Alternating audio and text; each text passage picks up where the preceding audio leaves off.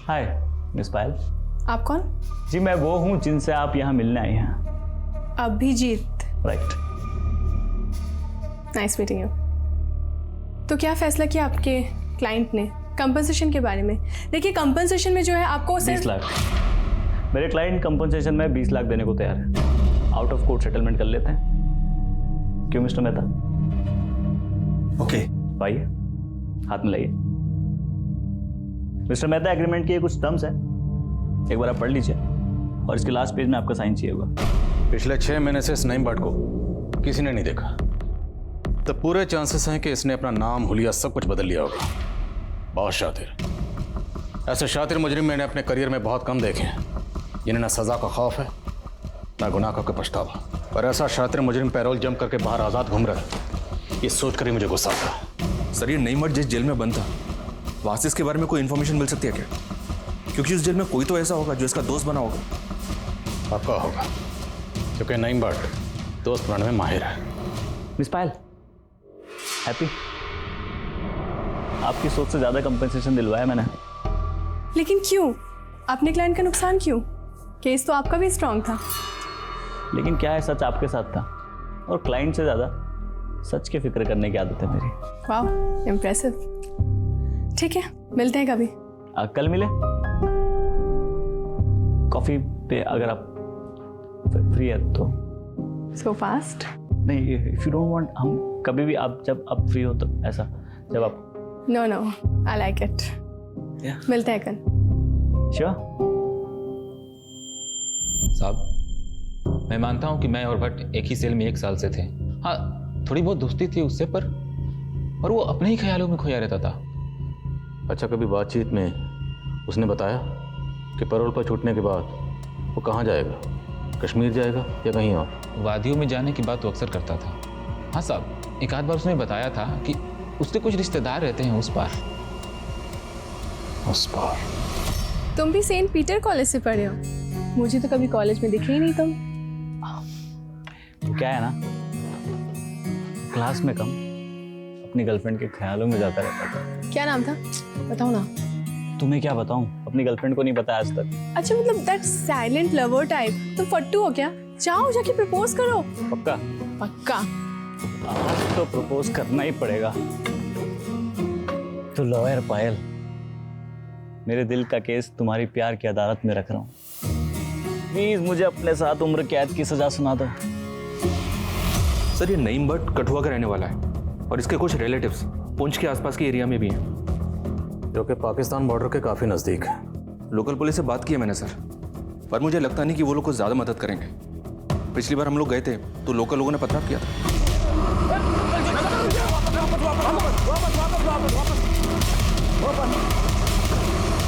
इससे कुछ बातें साफ हैं।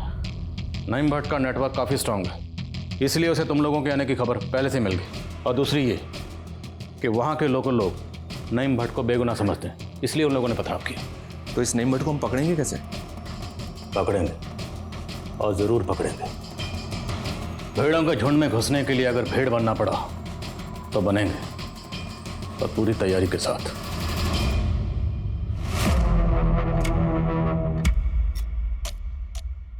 हसन मेहंदी, तुसी जलंधर से हो? हाँ जी।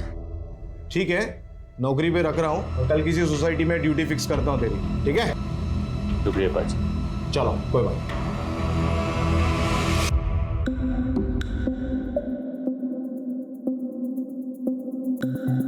तो क्या चुनाव? मैं चुना असलम। वेल सयोर। बात को गुलफाम साहब, आपने इतने कम वक्त में हम सबको इतनी अच्छी कश्मीरी सिखा दी, बहुत शुक्रिया। अब गुलफाम साहब, अब इनकी ज़बान का मसला तो हल हो गया, ज़बान से कश्मीरी बन गए। अब मसला है लिबास का, लिबास का भी इंतज़ाम करना है। आज ऑफिस में जाओ। सॉरी पायल, पर मुझे तो जाना पड़ेगा ना। क्या है कि दुबई का प्लान तुम्हारा पोस्टपोन हुआ है, मेरा नहीं। मेरा तो ऑफिस चालू है ना, और क्लाइंट को क्या बोल के मना करूँ यार? लॉयर साहब, आप हमारे लिए झूठ नहीं बोल सकते।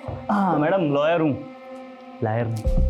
और तुम शायद भूल रही हो, तुम्हारी जो छोटी बहन निशा, जिसके एग्ज़ाम के वजह से हमारी शादी मार्च में ना होके दिसंबर में हो रही। तो अगर हमारी शादी अभी तक हो चुकी होती तो हम दुबई में सेटल हो चुके होते और हनीमून की तैयारी कर रहे होते, नहीं?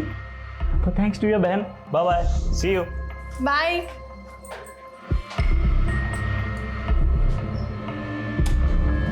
इसमें आप लोगों का कश्मीरी नाम, पते और हर तफसील मौजूद है। इसमें जो भी तफसील है उन्हें अच्छे से याद कर लीजिए, क्योंकि पूरे मिशन के दौरान हम में से कोई भी एक दूसरे को उसके असली नाम से नहीं बुलाएगा। आज से हम जो भी हैं वही हैं जो इस लिफाफे में हैं।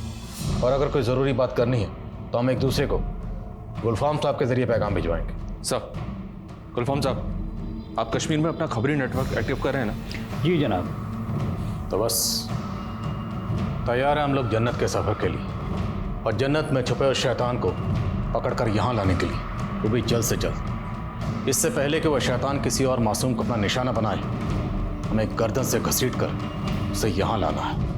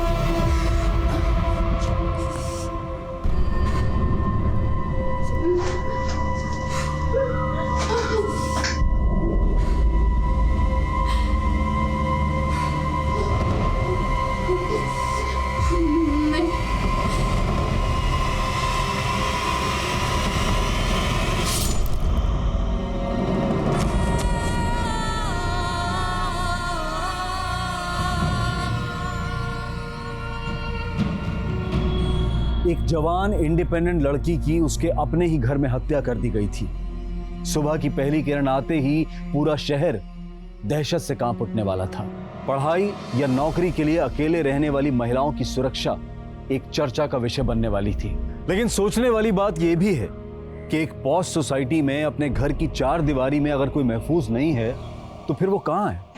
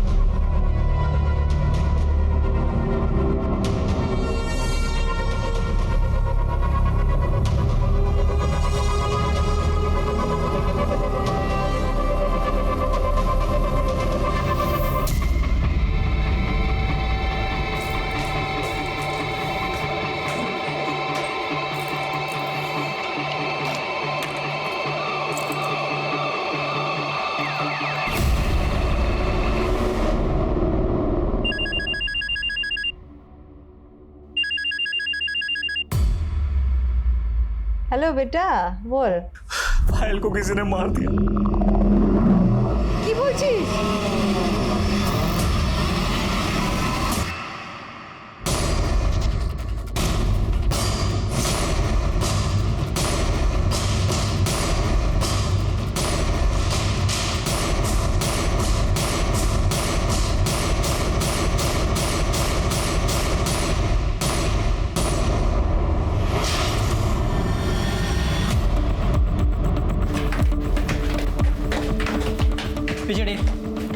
पिछड़ी अपनी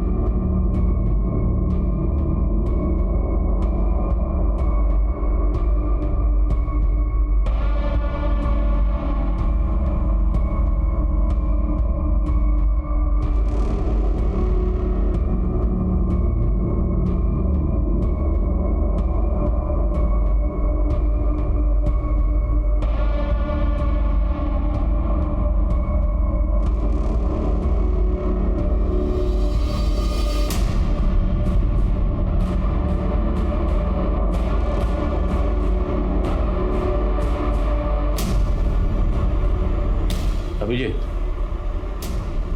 अभिजीत सर आप? सर मैं विवेक हूँ सर, पायल और अभिजीत का म्यूचुअल फ्रेंड। जब आप घर में दाखिल हुए तो आपने क्या देखा? जब मैं घर में आया तो चाबी रखी, किचन में पानी पिया, कमरे में गया तो पायल पायल पायल पायल पायल पायल कुछ नहीं होगा, हेल्प हेल्प पायल कुछ नहीं होगा, हेल्प हेल्प पायल पायल कुछ नहीं होगा, हेल्प हेल्प। पड़ोसी के पास भी गया सर, मदद मांगने पर कोई नहीं आया। उसके बाद मैंने माँ को कॉल किया, फिर विवेक को, और फिर आपको। इतनी सुबह आप कहाँ से आ रहे थे? ऑफिस से। आप हर रोज ऑफिस से इतने लेट आते हैं? कुछ काम था केस को लेकर। आपकी पायल से आखिरी बार कब बात हुई थी?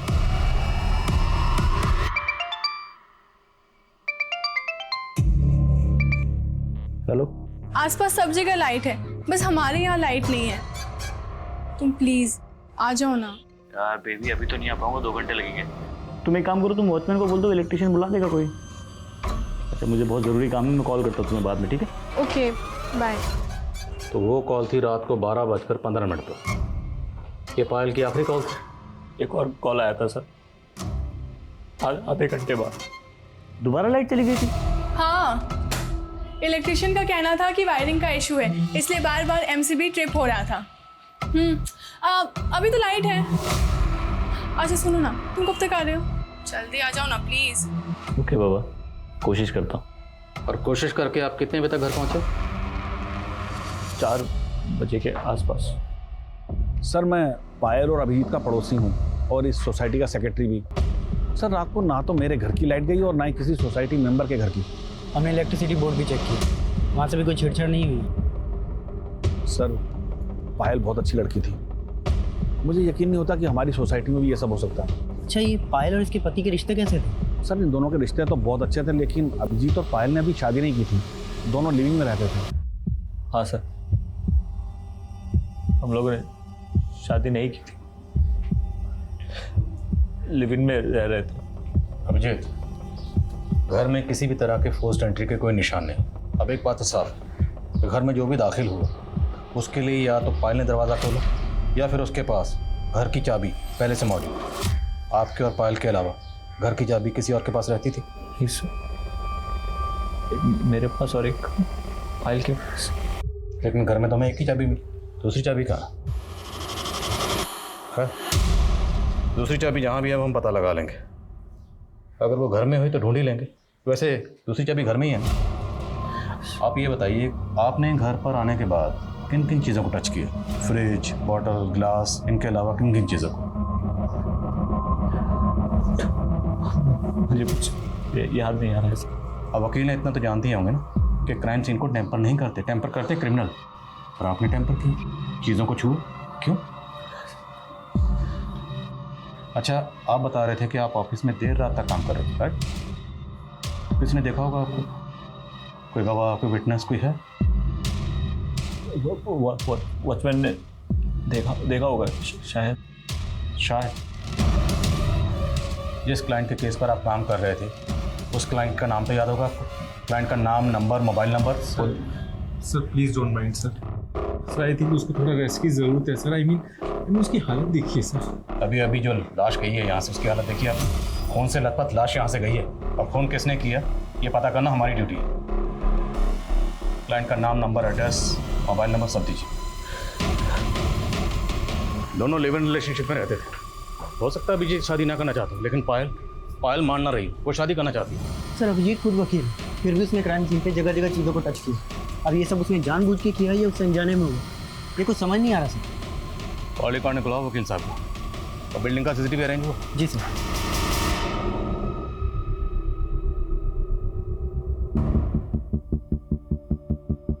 12:21 पे ये गार्ड के साथ कोई आ रहा है। शायद ये इलेक्ट्रिशियन, लेकिन चेहरा साफ नजर नहीं आ रहा। गार्ड के साथ फिर से वही शख्स, लेकिन इस बार भी चेहरा नजर नहीं आ रहा। कौन है ये? सर इलेक्ट्रिशियन लगता है, क्योंकि 2-3 इलेक्ट्रिशियन बिल्डिंग में आते रहते हैं, लेकिन ये कौन है ये बता पाना मुश्किल है। लेकिन सारे इलेक्ट्रिशियन पास की बस्ती में रहते हैं। जरा गार्ड को बुलाइए, उसको पता होगा। सर वो तो नाइट शिफ्ट में था, अभी घर गया है। ये सेकंड फ्लोर का कमरा है, इसकी फुटेज प्ले क्यों नहीं हो रही? समझ नहीं आ रहा सर, इसे क्या हो गया। पिछले हफ्ते तो सारे कैमरे चेक करके गया था आदमी, लगता है फिर खराब हो गया। शायद खराब हुआ नहीं है, खराब किया गया। जितने भी इलेक्ट्रिशियन यहाँ पे आते हैं सबका एड्रेस दीजिए और मुझे पूरी रात की फुटेज चाहिए। जी सर। नहीं सर, मैंने गया था कल रात को। सच बोल रहा है ना? बिल्कुल सच बोल रहा हूँ साहब। मैं जीवन ज्योति बिल्डिंग में जाता हूँ इलेक्ट्रिशियन का काम करने के लिए, लेकिन कल रात को नहीं गया मैं। हाँ सर, कल 2 बार गया था जीवन ज्योति सोसाइटी, और 203 वाली मैडम के घर की लाइट चली गई थी। यहाँ तो सब ठीक है मैडम, मैं नीचे एक बार मेन स्विच देख के आता हूँ। 203 ना? अरे यार ये एमसीबी ड्रिप हुआ है यार। लाइट आ गई ना मैडम? हाँ भैया। अरे मैडम वो कुछ था नहीं, मेन स्विच का एमसीबी ट्रिप हो गया था, तो अभी ठीक कर दिया है, कोई प्रॉब्लम नहीं है। Okay, thank you. लेकिन आधे घंटे बाद गार्ड का फिर से फोन आया, तो जाके देखा तो एमसीबी ट्रिप हुई थी, उसको ठीक किया और फिर मैडम को बताया आप एक काम करो, कल तक के लिए ना एसी और गीजर मत चलाना, कल आके मैं पूरी वायरिंग चेक कर लेता हूँ। ठीक है? ठीक है भैया। ठीक। फिर मैं घर आ गया साहब। तेरी उंगली पे क्या हुआ? सब चोट लग गई थी। कब? कल। कैसे? सब भाजी काटते समय। जब तुम बिल्डिंग से बाहर आए थे तो निकलते हुए किसने देखा था? हाँ साहब, वो देखा था ना, वो गार्ड अहमद ने देखा था। सब उसके पास मेरा 500 रुपया उधार है साहब, दे नहीं रहा है। आप लोग बोल देंगे तो दे देगा साहब। देख, अगर मुझे बाद में पता चला कि तुमने कुछ झूठ बोला था या छुपाया था, तो एक बात याद रखना, मैं बत्ती गुल नहीं करूँगा, पूरा फ्यूज उड़ा दूंगा। शहर छोड़ के कहीं मत जाना, समझ गए?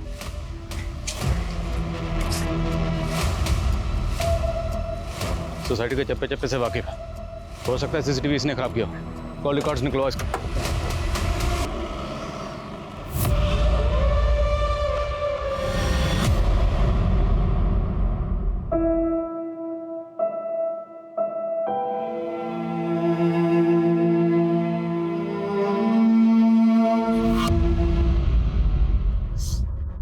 हाँ बोलो विवेक। अरे पुलिस अभिषेक को पुलिस स्टेशन लेके गई पूछताछ करने के लिए। क्या?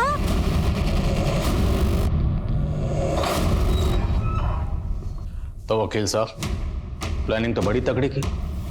पहले देर रात तक ऑफिस में रुकने का बहाना किया, फिर चुपके से आके पायल का मर्डर किया, उसके बाद माँ को फोन किया, दोस्त को फोन किया, और उसके बाद बुलाया हमें। ये क्या बोल रहे हैं सर आप? पायल जिंदगी थी मेरी, मैं क्यों मारूंगा उसे? यही पूछने के लिए तो बुलाया कि क्यों मारा उसे। और ये एक्टिंग मत करो, एक्टर नहीं हो, वकील है, फिर भी क्राइम सीन को जानबूझकर टेम्पर किया। क्यों? सर मैंने जानबूझ के कुछ नहीं किया। तो पायल के साथ ये सब हो रहा था तो मैं ऑफिस में था। आप ऑफिस का रिकॉर्ड उठा के देख लीजिए। कुछ चेक करने की जरूरत नहीं है, मैं 100% श्योर हूं कि आप ऑफिस में ही होंगे, ये मेंशन होगा वहां पे। वकील जो तगड़ी प्लानिंग तो की होगी।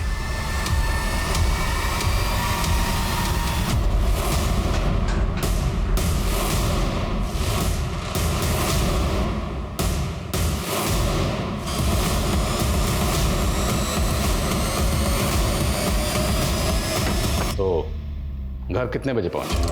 सर कितनी बार बोल चुका हूं मैं आपसे, 4 बजे के आसपास।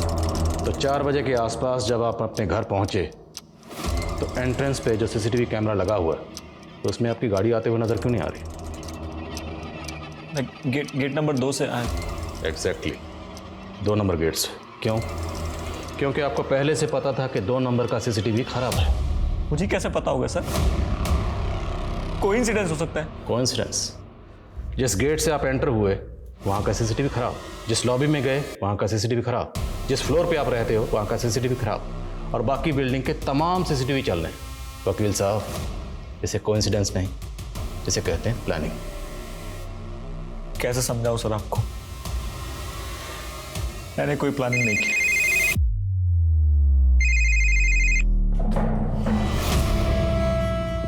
सर, पायल की बिल्डिंग का सिक्योरिटी गार्ड अमजद पठान फरार है। जिस सिक्योरिटी एजेंसी ने अहमद पठान को हायर किया था, वहां से उसकी पूरी डिटेल्स निकलो।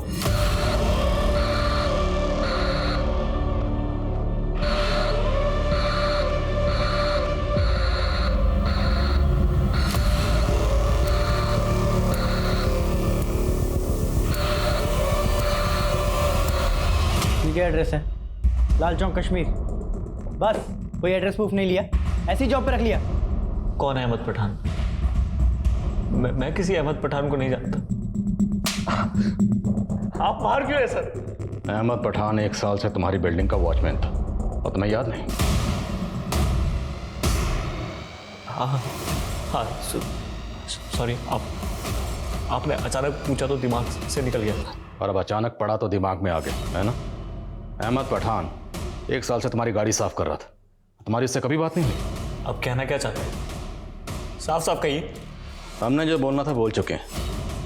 अब साफ साफ तुम बताओ कि अहमद पठान को कितने पैसे दिए पायल को मारने के लिए? तुम्हारे और पायल के बीच में क्या प्रॉब्लम चल रही थी? सर आप क्या बोल रहे हैं? अगर आप मेरा दुख कम नहीं कर सकते, कम से कम उसे बढ़ाइए मत। दुख या पछतावा? होता है। जब कोई पहला जुर्म करता है तो उसे बहुत पछतावा होता है। उसका ज़मीर उसे बहुत कोसता है, जैसे तुम्हारा ज़मीर इस वक्त तुम्हें कोस रहा है। लेकिन इसका एक इलाज है। अगर जुर्म करने वाला अपना जुर्म कबूल कर ले तो उसे सुकून मिलता है, राहत मिलती है। अगर तुम भी अपना जुर्म कबूल कर लोगे तो तुम्हें भी राहत मिलेगी, सुकून मिलेगा।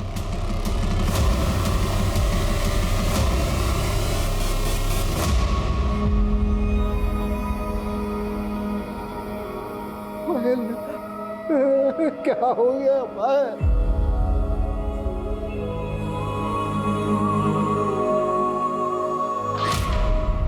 मार्च में शादी? दीदी तब तो मेरे एग्जाम्स होंगे ना। लेकिन निशा, अगर मार्च में शादी नहीं हुई तो उसके बाद सीधे दिसंबर का मुहूर्त है। और पायल, हमारा दुबई सेटल होने का प्लान पूरा पोस्टपोन हो जाएगा यार। तुम काम में क्या लगे हो? अपनी बहन को समझाओ थोड़ा। तुम फिक्र मत करो, शादी से पहले तुम्हारा जो साथ रहने का प्लान है ना, बहुत अच्छा है ना पापा?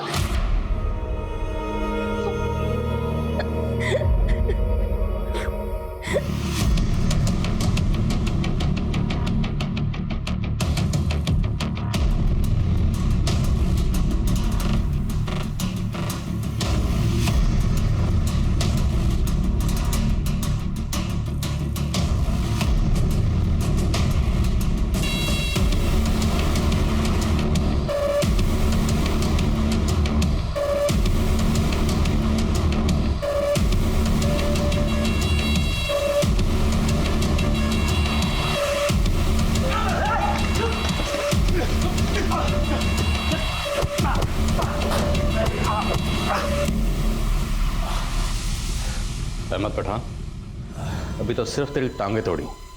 अगर सच नहीं बोलना तो पूरे जिस्म की हड्डी पसली एक कर देंगे। मारना है तो उसे मारो जनाब, जिसके कहने पर मैंने उस लौंडिया को मारा। किसके कहने पर? अभिजीत। पठान के बयान ने पायल और अभिजीत की लव स्टोरी को हेट स्टोरी का एंगल दे दिया था। क्या पठान सच बोल रहा था? क्या अभिजीत ही पायल की हत्या का मास्टरमाइंड था? अगर ये सच था तो ऐसा क्या हुआ था पायल और अभिजीत के बीच जो इस जुर्म का मकसद बना? और अगर पठान झूठ बोल रहा था तो क्या वजह थी पायल को इतनी बेरहमी से मारने की?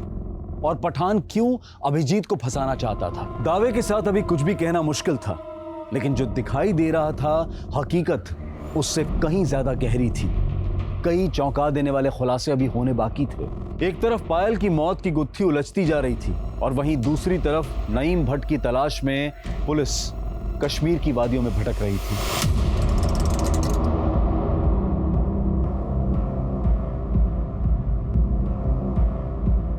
अस्सलामु अलैकुम जनाब। वालेकुम अस्सलाम। क्या हाल है? सब खैरियत? घर में सब ठीक है? देखो कैसा मौसम ठंडा हो गया। हाँ सर। और क्या खबर? जनाब, नईम भट्ट का कुछ पता नहीं चला। जनाब, उसका एक चचेरा भाई भी है, यहीं रहता है पास में। नाम क्या? इरफान भट्ट। जनाब, नईम भट्ट का खास जिगरा है इरफान भट्ट। दोनों आजकल आसपास नहीं दिखते, लेकिन इरफान भट्ट मुंह छुपा के फिरता है। अगर आप उससे पूछेंगे तो शायद वो कुछ बता दे नईम भट्ट के बारे में। इस इरफान को हम देख लेंगे। तुम अपना एंटीना नईम भट्ट के लिए ऑन रखो, वक्त कम है, कहीं ऐसा ना हो बॉर्डर पार करके उस तरफ चला जाए। इरफान की डिटेल दो। ये देखिए जनाब। ये इरफान भट्ट है? जी जनाब। ये फोटो दूसरे साहब के मोबाइल में भेजो। ओके जनाब। अच्छा मैं चलता हूँ मैं। आजा विवेक। कहाँ जा रहा है बेटा तू? ऑफिस जा रहा हूँ ना। ऑफिस? अभी अभी तो आया तू ऑफिस से 5 मिनट पहले। अच्छा। हाँ सुनो, मैं क्या बोल रही हूँ बेटा?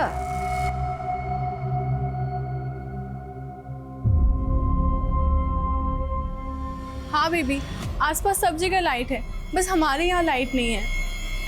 तुम प्लीज आ जाओ ना। यार बेबी अभी तो नहीं आ पाऊंगा, 2 घंटे लगेंगे।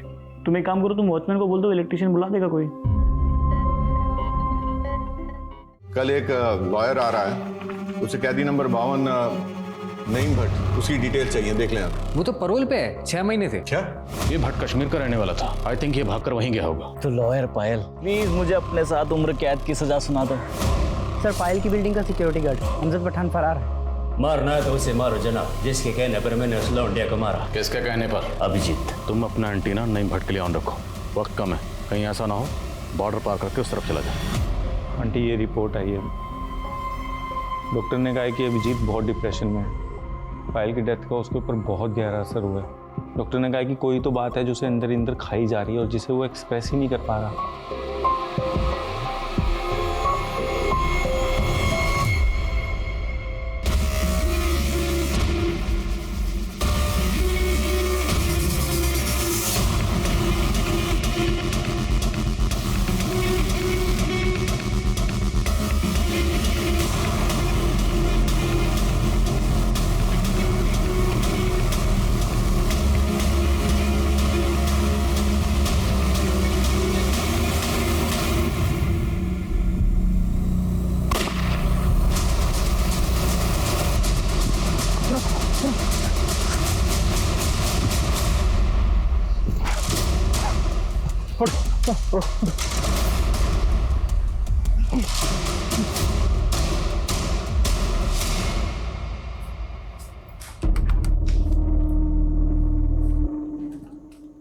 कहाँ गया था बेटा तू? फोन क्यों नहीं उठा रहा था? फोन? हाँ। मैं फोन लेकर गया था, शायद पार्क में रह गया होगा फोन। फोन कहाँ है मेरा? मेरा फोन यही कहीं तू फिक्र मत कर। सुन बेटा, तू चिंता मत कर, हम नया ऑर्डर कर लेंगे, ठीक है? ये बता तू गया कहाँ था? ये लेने गया था माँ। बहुत दिन से पेंटिंग नहीं की तो सोचा पेंटिंग करूं। वाह, बहुत अच्छा, बना, पेंटिंग बना।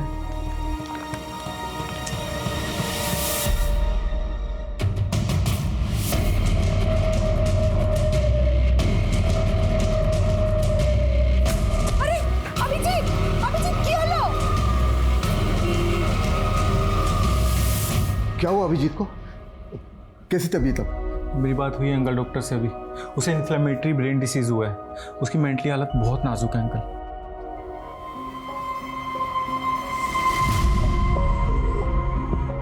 उठो बेबी। ऑफिस नहीं जाना तुम्हें? नहीं। कितने लेजी हो गए हो तुम? ना ही मुझे उठना है, ना ही तुमसे दूर जाना। सुबह सुबह बहुत रोमांटिक हो गया था। तुम मेरी लाइफ का वो ब्यूटीफुल ड्रीम जिसे मैं कभी भूलना नहीं चाहता। I will never leave.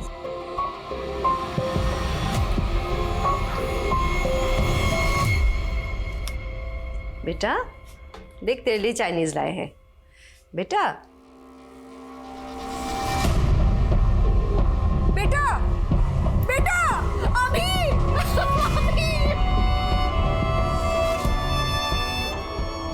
Abhijit की मौत के 6 महीने बाद कोर्ट ने अहमद पठान को पायल की हत्या के लिए सजा सुनाई। ये बात साबित हो चुकी है कि अहमद पठान ने ही पायल की निर्दयता से हत्या की है, लेकिन अदालत प्रोसिक्यूटर की इस बात से बिल्कुल सहमत नहीं है कि इस केस को रेयरेस्ट ऑफ रेयर केस में गिना जाए। अहमद पठान का जुर्म बेवजह नहीं था, क्योंकि उस रात पायल ने छोटे कपड़े पहने हुए थे, जिसे देखकर अहमद प्रोवोक्ड हुआ और उसने रेप अटेम्प्ट करके उसका मर्डर कर दिया। इस केस के लिए अकेले अहमद जिम्मेदार नहीं है, इसलिए अदालत उसे उम्र कैद की सजा सुनाती है। कोर्ट की टिप्पणी और फैसला लोगों को नागवार गुजरा और सेशन कोर्ट के फैसले से असंतुष्ट पायल के परिवार ने इस फैसले को हाई कोर्ट में चैलेंज किया, लेकिन फिर से जज द्वारा यही कमेंट किया गया कि लड़की ने शॉर्ट्स पहने थे, जिससे प्रवोक होकर मुजरिम ने रेप अटेम्प्ट किया और पायल की हत्या हुई। जज के कमेंट पर कई बुद्धिजीवियों ने तीखी प्रतिक्रिया दी। कई अखबार और न्यूज चैनल्स पर यह मुद्दा बहस का विषय बना, पर कुछ ही दिनों बाद मानो सब इस केस को भूल गए। लेकिन यह केस अभी खत्म नहीं हुआ था, यह केस एक मिसाल बनने वाला था। इस केस में कुछ ऐसा होने वाला था जो सरकार को फिर से कानून में संशोधन के लिए मजबूर करने वाला था। अहमद पठान, तो तुम्हारी माँ का ट्रीटमेंट चल रहा है, तुम्हारे बारे में किसी भी तरह की कोई कंप्लेंट नहीं है जेल से, और तुम्हारा बर्ताव भी बहुत अच्छा है, इसलिए मैं तुम्हें पूरे 90 दिन का पेरोल ग्रांट करता हूँ। शुक्रिया जनाब। पैरोल मिलने के बाद से ही पठान फरार था। 90 दिनों की बजाय 180 दिन बीत चुके थे और पुलिस को अब तक इस बात की भनक तक नहीं थी। कैदी नंबर 52, वो तो पैरोल पे है, 6 महीने थे। क्या पैरोल पे? पायल के पिता जब पठान की डिटेल्स निकलवाने के लिए जेल अधिकारी से मिले, तब पुलिस की एक कोताही सामने आई। पायल के पिता ने मीडिया में गुहार लगाई।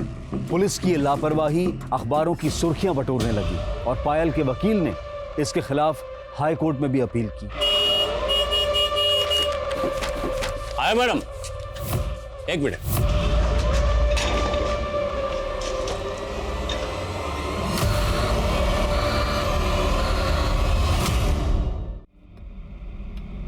माफ करना जनाब, पिछली बार मेरी गलत इन्फॉर्मेशन की वजह से आपकी जान खतरे में पड़ गई थी, लेकिन उस गोली पर इरफान भट्ट का नाम लिखा था। इरफान भट्ट? हाँ जनाब, सब पता किया मैंने। इरफान भट्ट के कितने दोस्त हैं, कितने दुश्मन हैं, उसमें हमें कोई दिलचस्पी नहीं है। यहाँ पे हम नईम भट्ट के लिए आए। ये देखिए, 2 दिन पहले ही शिफ्ट हुआ है जनाब, नाम बदल कर काम कर रहा है। आजकल कहाँ है? बारामूला में जनाब। बारामूला?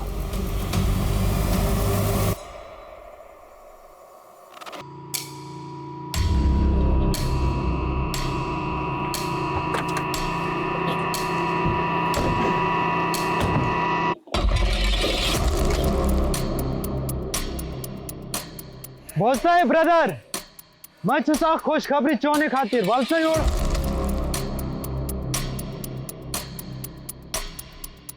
हाँ बोलो, क्या काम है हमारे लिए? वलसायु देखो, सिर्फ तुम्हारे लिए काम नहीं है, बहुत से भाइयों के लिए काम है। मोबाइल कंपनी है ये वाला, इधर टावर लगाएगा, कुछ महीने काम चलेगा। 700 रुपये तनख्वाह, 2 वक्त का खाना और शाम का चाय भी इधर ही मिलेगा। कंपनी को काम जल्दी खत्म करना है, इसलिए ज़्यादा लोगों की ज़रूरत है, तो ज़्यादा से ज़्यादा भाइयों को बताओ। लुतफ ब्रदर, बाबा ने बेनफा। वो देखिए सर, पीछे अपने। ये वही है। वही पकड़ लें इसको। अब आए तो इसको लेकर तो जाएंगे, बस थोड़ा सब्र करो। वालसायूर है ब्रदर, वालसायूर। मैं तुझे खुशखबरी चोने खातिर तो छुपाए, ये जो मोबाइल टावर कंपनी है हमारी किस्मत बदलने वाली है, इसीलिए ये हमको पर डे का 2000 दे रही है। इधर आके अपना अपना नाम लिखवाओ, नाम लिखवाओ, फटाफट नाम लिखवाओ। अरे ब्रदर, तुम काहे करो, क्या इधर आओ। अरे हमारा बहुत अच्छा कंपनी है, आ जाओ आ जाओ ब्रदर, आ जाओ आओ आ जाओ। हम तुम्हारा भी नाम लिख दिया ना। हाँ। आ जाओ, हम तुम्हारा भी कार्ड बनवाएगा।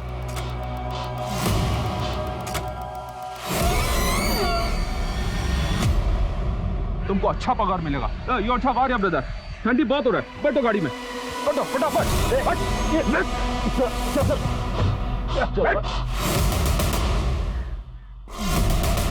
को पहले कहीं देखा है?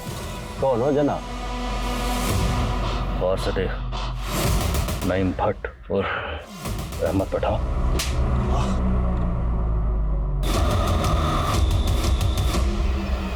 ये जन्नत तेरे जैसे शैतान के लिए नहीं, इसलिए तुझे घसीट कर यहां से निकालने के लिए आए। चलो। बहुत देर कर दी जनाब आते आते। हमको मालूम था एक न एक दिन जरूर पकड़ोगे, पर पिछले टाइम से ज्यादा परेशान किया आपको। कितनी बार कहूं जनाब आपको, अभिजीत ने ही मुझे फोन करके उस पायल को मारने के लिए कहा था। हमने सब पता लगा लिया। अभिजीत ने कभी तुझे ऐसा कुछ नहीं कहा और ना ही उसने कभी तुझे फोन किया। अब बोल।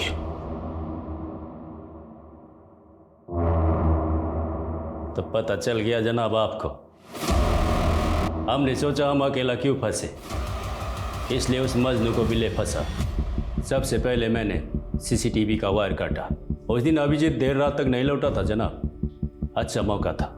फिर मैंने मैडम के घर का मेन स्विच ऑफ किया और मैडम का फ़ोन का वेट करने लगा। हेलो, मैं 203 से बोल रही हूँ। मेरे घर की लाइट चली गई है, आप किसी इलेक्ट्रिशियन को बुला देंगे क्या?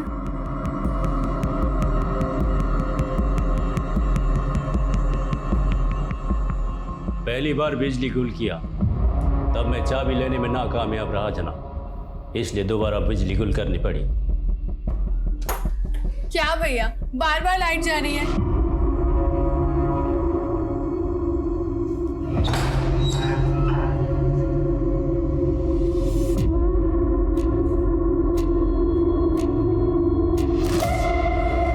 क्या कर रहे तुम? छोड़ो, छोड़ो। चुपचाप कपड़े खोल, कपड़े खोल।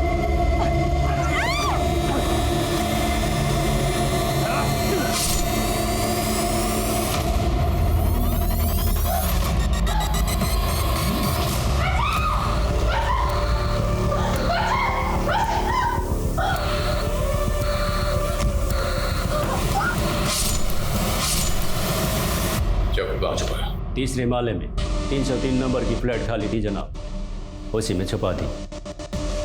क्या बिगाड़ा था उसने तेरा?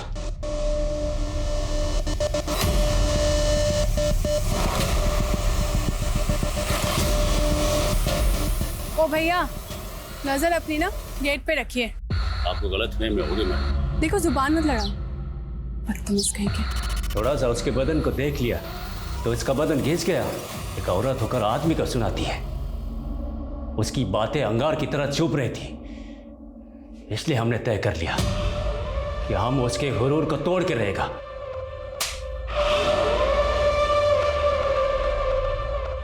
इस केस ने सुरक्षा नियमों और पैरोल सिस्टम पर कई सवाल खड़े किए थे। इस केस के बाद ही सुरक्षा कर्मियों और डोमेस्टिक हेल्प्स की भर्ती के लिए स्ट्रिक्ट गाइडलाइंस जारी की गई। सिक्योरिटी एजेंसीज को जवाबदेह बनाने के लिए एड्रेस वेरिफिकेशन और बैकग्राउंड चेकिंग को अनिवार्य किया गया और साथ ही रेप और मर्डर जैसे संगीन अपराधों से जुड़े कैदियों को पैरोल ना देने का फैसला लिया गया। यह प्रावधान भी पारित किया गया कि अगर किसी असाधारण स्थिति में किसी अपराधी को पैरोल पर छोड़ा जाए तो उसकी अवधि 90 दिनों से अधिक नहीं हो सकती है और पुलिस उन पर कड़ी निगरानी रखेगी। पायल के परिवार को अपनी बेटी की कमी हमेशा खलेगी और शायद उन्हें इस बात की तसल्ली भी होगी कि पायल का केस वो जरिया बना जिसने सुरक्षा के नियमों में मौजूद खामियों को उजागर किया और उनमें परिवर्तन भी लाया। अब मैं अनूप सोनी आपसे विदा लेता हूं, फिर मुलाकात होगी क्राइम पेट्रोल सतर्क में एक और नए केस के साथ। तब तक अपना और अपने परिवार का ख्याल रखें, सतर्क रहें, सुरक्षित रहें और देखते रहें क्राइम पेट्रोल सतर्क।